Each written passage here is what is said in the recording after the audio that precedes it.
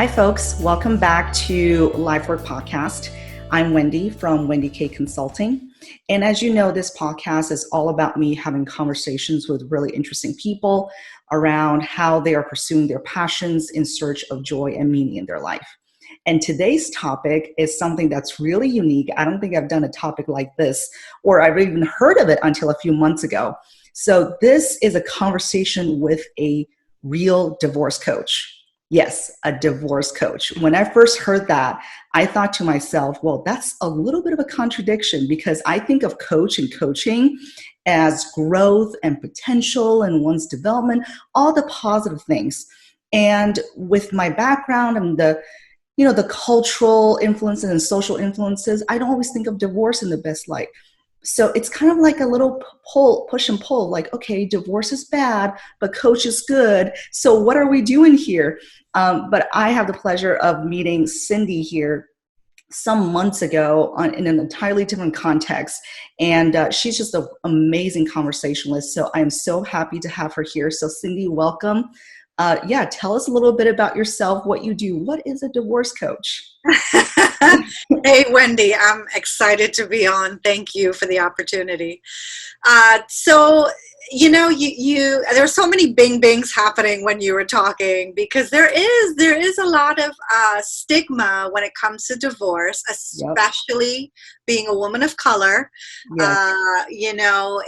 It's really something I had to learn myself, and I think I'm well equipped to share these messages. And, I would have thought the same thing, divorce and coach, it just seems like opposite ends here. Yeah. And, for me, I went through high conflict divorce in New York City. Wow. And it just was when you have those moments in life that just shakes everything up. And you just start to dive into self-inquiry. Mm-hmm. And it was like, that is what happened. And it led me on this path to really examining divorce and my culture, mm-hmm. The way people view divorce, the taboos, especially the cultural taboos. Yeah, for sure. And it was like, you're opening that box or that, it's like a rabbit hole, like you go down and there's more and more. And it's just so multifaceted. And I will add that there, in times of transition, especially difficult transitions, mm-hmm. That is the time where we can have enormous growth. So that's how those two fit. Actually. Yeah, I would completely agree. I mean, there's a quote from somebody, and I think it was like the previous CEO of IBM, Ginny Rometty, who said, growth and comfort do not coexist, right? And when even as somebody who has a learning and development background, anybody would know in this industry would know that in order for you to learn, you have to actually hit this point of discomfort. You have to hit this point where new knowledge and your existing knowledge have to clash. And you feel a little bit uncomfortable because growing is uncomfortable. We talk about growing pains through puberty. I mean, that's like a physical manifestation of what being uncomfortable and growing is like. But any type of mental, emotional growing, I think, can be painful too. So I love that you're able to piece those two together. But tell me, what does that actually mean in the day-to-day? Like if somebody comes to you and says, hey, Cindy, I'm looking for a divorce coach, what are they looking for actually? Yeah. So Wendy, I'm a certified divorce coach. A term for it is called CDCs. Mm-hmm. And, I went and I sought out a program after my divorce because I was so shooken up, and I said, there should have been some additional help, and I felt like I was searching for answers, and it's mm-hmm. like my search, it was like breadcrumbs of one conversation led to another thing. And then I learned about this program, and I mean, it was, the nugget I needed in my divorce. So that's mm-hmm. what made me realize, like, women need this, especially women that, they have limited resources. They don't know that this exists, this help, And it was so transformational to discover the program, go through it, and serve women with these tools, because it was knowledge that came from divorce professionals where they saw loopholes where the client wasn't being served in the divorce process, and they created this Oh, program. interesting. So I will add, so a divorce coach, it helps a client in 3 different ways: emotional, the business aspect, and future focused. Hmm. And so what that looks like, Wendy, is when I work with women, one of the things that can be stirred up is if they were not the breadwinner in the relationship, and all of a sudden they're leaving their partner and they have to handle finances, financial decision making, thinking through things, thinking about their future, how that looks like, and incorporating it in the decision. Yeah. So that's where CDC can come in, because those conversations are so nuanced that, it's kind of hard to get into the nitty and gritty, with some of the other divorce professionals. So, Yeah. for example, a woman like that, we could get together and she could come up with, working with me, she could come up with her goals, a rough budget, and it would serve as a foundation for when she did go to a financial planner or certified divorce financial planner. And so it's almost like I would say CDCs are the point person, and they are the in between, and they're seeing the bigger picture, which is so helpful for the client. Got it. So it sounds like it's not just the emotional aspect, but you actually get into the weeds with the clients around, all right, how do I set a budget for rent now? Right?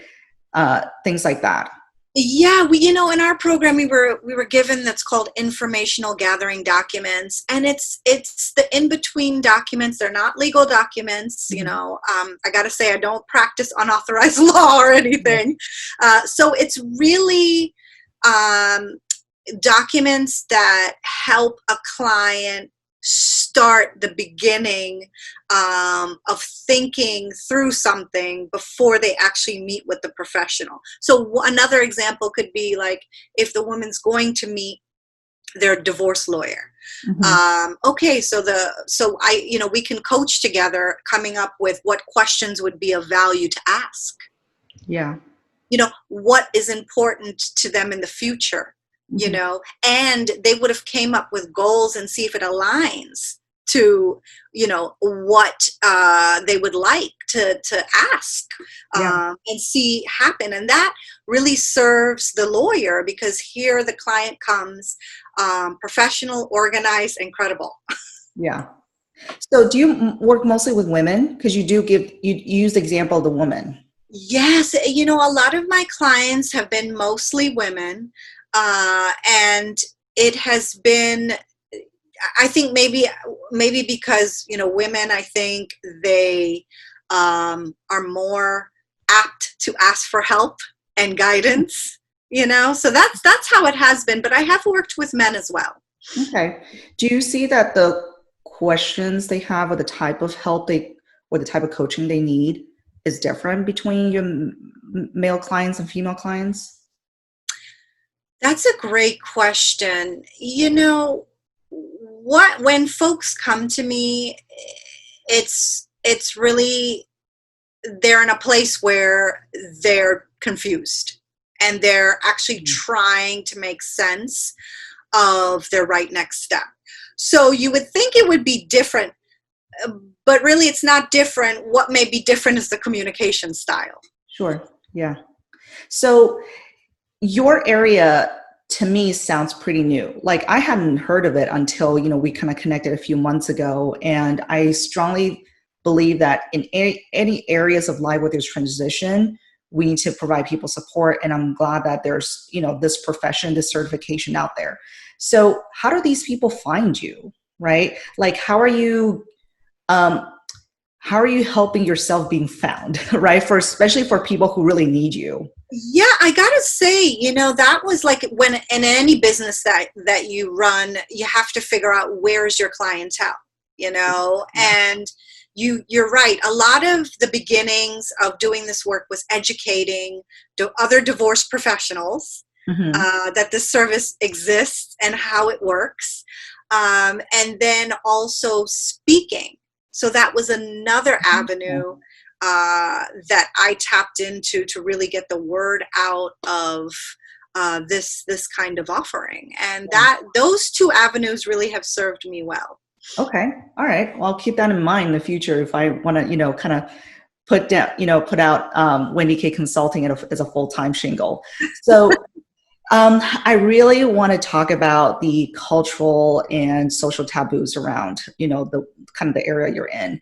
I think one of the conversations we had once upon a time was around, the nuances of our upbringing as being Asian American women here and having to straddle between the two cultures, right? And straddle between two very different expectations of how we're supposed to show up and how we're supposed to behave.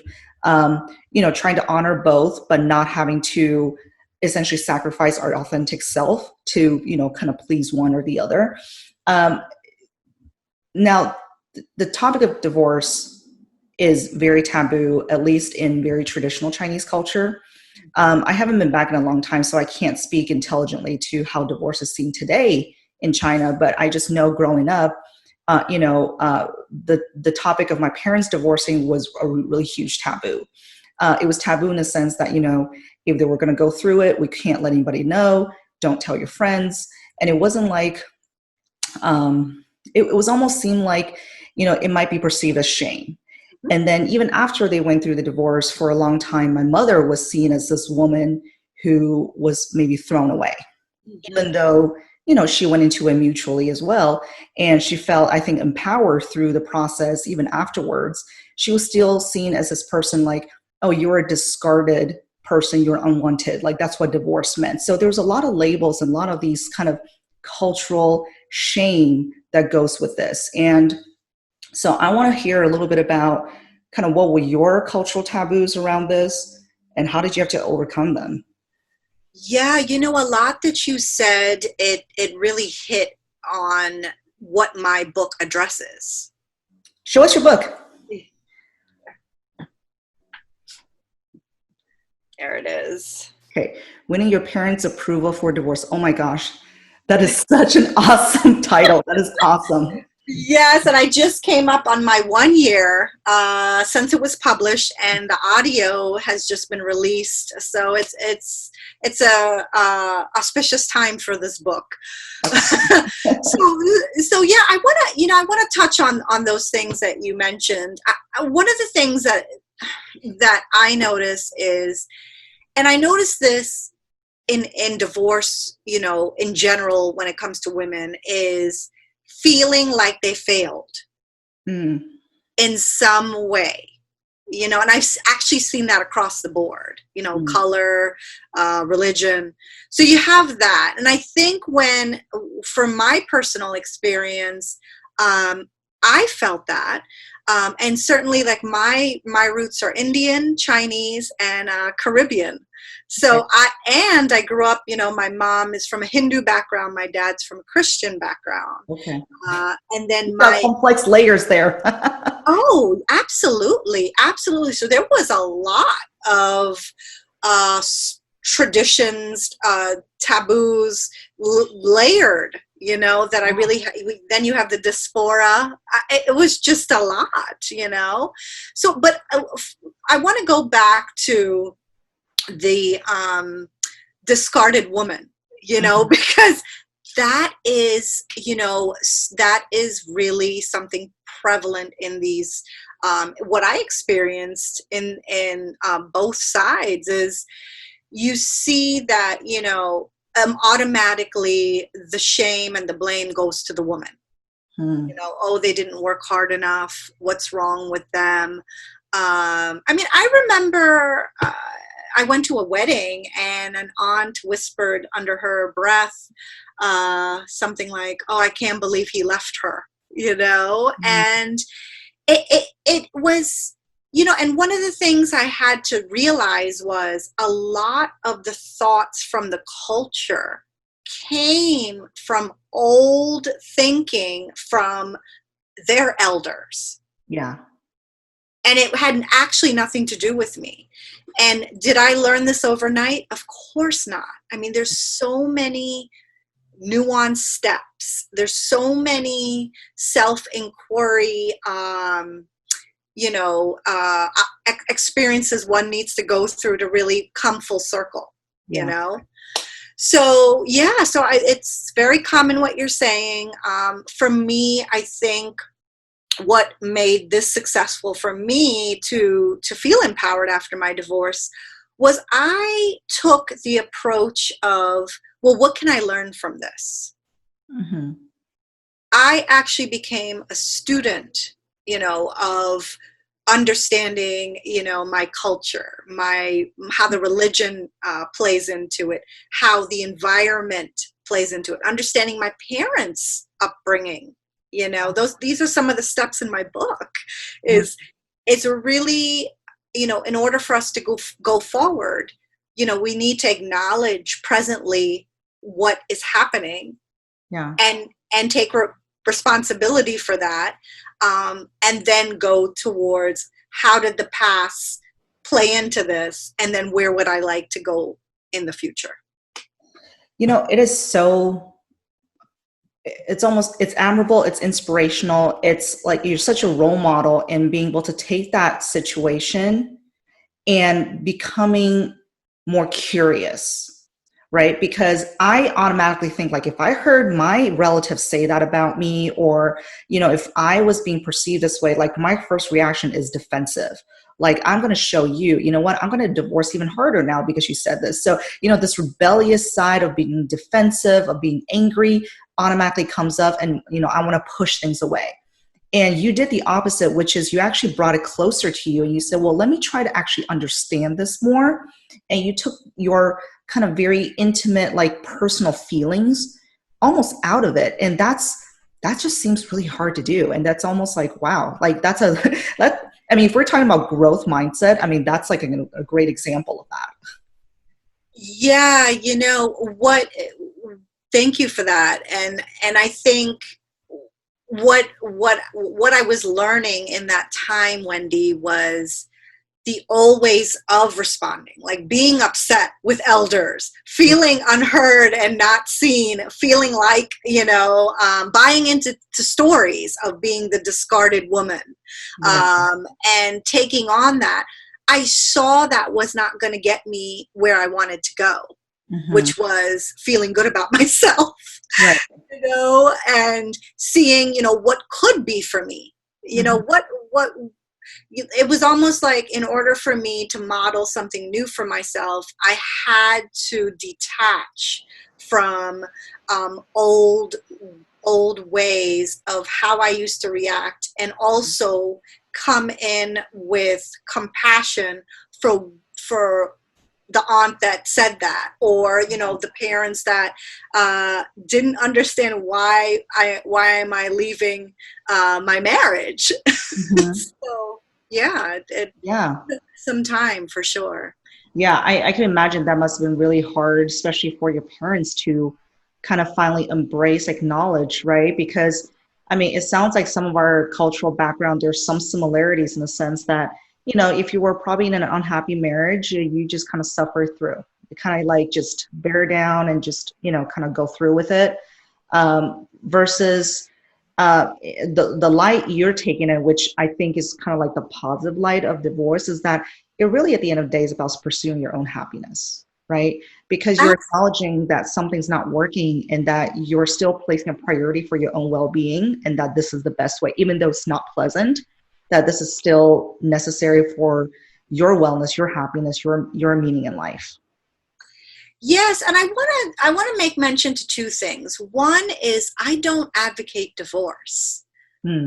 I advocate the person feeling like they can reach their potential, they can be heard and seen, they can have independence, and really own their own voice, whether that be male or female. Right. So, I want to make that clear.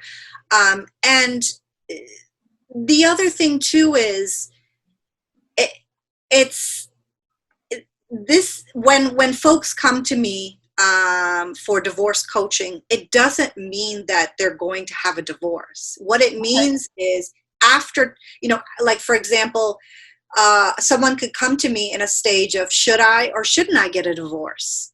And after talking with me, they realize like, oh no, I need better communication skills with my partner. Oh, I need marriage counseling. Oh, I need to try this other option that I didn't see before. So it's almost like I look at my work as up-leveling a person's human potential, if you will. That's a really interesting take on it. So it's not like people come to you and you're like, yes, you're going to go through a divorce. It's more like, well, let's evaluate you as a person and seeing whether divorce fits into what you need for your potential. Yeah, when someone comes to me, a lot of the work is the approach I take is they actually already have the answer within them. Sure. Yeah. But what ends up happening is external noise, internal noise of gremlins, I call them, which is negative programming. Yeah. And it really kind of makes everything fuzzy. Yeah. And when the person's when they're fuzzy, they can't see their right next step. So my work it's really just being a light or a guidance and saying, hey, I see that you thought of this thing, but what about this, and this over here? Are you seeing that? Okay. That's kind of a really interesting take on it. And it's actually aligns so much more to traditional coaching that I'm thinking of too, right? But you do have that kind of niche in, for people who have this one thing really that's kind of on top of mind. Yes, because you have to, with divorce coaching, it's one of the only coachings territory where it's like it's high level of stress because of it is. So many things could be changing. And you have to also know your boundaries as a CDC. Like you can't be practicing unauthorized law or giving financial advice or therapy, so that's why I kudos to the program that I went through because it made the boundaries very clear. That's really interesting. Yeah, that's kind of an interesting area to play in. So, part of kind of what was intriguing to me was that even though initially when I see the title divorce coach, it kind of puts you in a place of like, wait, is this a good thing or not? Right. And, and knowing you, I knew that there had to be some positive bent to it. But for folks who are still maybe thinking about, okay, well, how does this still relate to human potential? Like you're still maybe helping people go down a path that maybe is not the best thing or that in their point of view is not the best. Talk a little bit about how does this all play into, your philosophy around helping people with potential? And when I think of potential, I also think about, personal well-being, emotional well-being, happiness and joy. Like how does those two intersect for you? Yeah, it's best if I give examples. Sure. So, say there's a couple, I'm working with the female and they feel high amounts of anxiety and stress through the divorce, and it's freezing them. They can't make a decision, and they come to me, and one of the things is showing them tools to work through that and brainstorm with them and hold them accountable so they can figure out the right next step. So then they can go into this decision making, say they are deciding, should I keep the house? What does that look like? And say their kids are going to be off to college and then they have this dream in their back pocket to, have a pottery business. Then, brainstorming with me, they could see that, oh, well, they could come to the conclusion like, I don't really want the house because I'm going to be an empty nester. And, I actually want to pursue this thing, you know? So right away, they're getting clarity that is setting them up for the future they would like. Mm-hmm. And, you know, so, or, you know, and it's because it's hard for folks to think about the future, because what happens is divorce pushes them in their fight, flight, freeze, faint mode. Mm-hmm. So all the problem solving skills go out the door. Yeah. And then they're looking for folks to make decisions for them, and they're like feeling not empowered. Yeah. You know, so talk about, you know, being in a position where you feel helpless and alone. Yeah. You know, so this is where the work of the CDC is so valuable, because it is actually helping the person. And I talk about this in my book, Mm-hmm. about envisioning, you know, what could your future look like? Right. You know, and this is also goes for, you know, how do you want to show up as a better parent? How do you want to show up as a better co-parent? You know, so there's a lot of opportunities for one to grow through divorce. Yeah, I really like that example. And one of the last things I want to touch on is I'm still kind of really curious about the whole taboo thing, because and then you also talked about like the inner gremlins, which is some of it is the social cultural programming. Do you think you still kind of grapple with some of that? Like, do those still come up for you every once in a while? Yes. You know, after I wrote my book, Wendy, it really up-leveled my exposure. You know, first of all, it was like really putting myself out there, talking about my story, and, you know, how I was met with this unsupportiveness in my culture, and Mm-hmm. what did that mean, you know? And so, of course, like there was a lot. I remember my gremlins coming up, saying, who do you think you are to write a book? Yeah. You know, what do you think your parents will do when they read this book? You know, there was, and so to answer your question, there's always some resistance as you continue to grow and up level. Yeah. Yeah. That's that kind of battle of like that discomfort, right? That comes with growth. Yeah. So I'm curious, do you ever work with women who are also of Indian descent? Yes, absolutely. Absolutely. Is And there a layer of taboo that's associated with that? yeah, I mean, you know, it's one of the things that I experienced is this, you know, this when you grow up and enmeshed in a culture that has so much rich traditions and rules, and spoken unrule, you know, Yeah. spoken and unspoken rules, and I would say gender bias. Yeah. You know? That stuff gets revealed as we work together, and it's a tough pill to swallow sometimes, you know, because they're seeing that, you know, like one example would be, say the woman was primarily raising the child, Mm-hmm.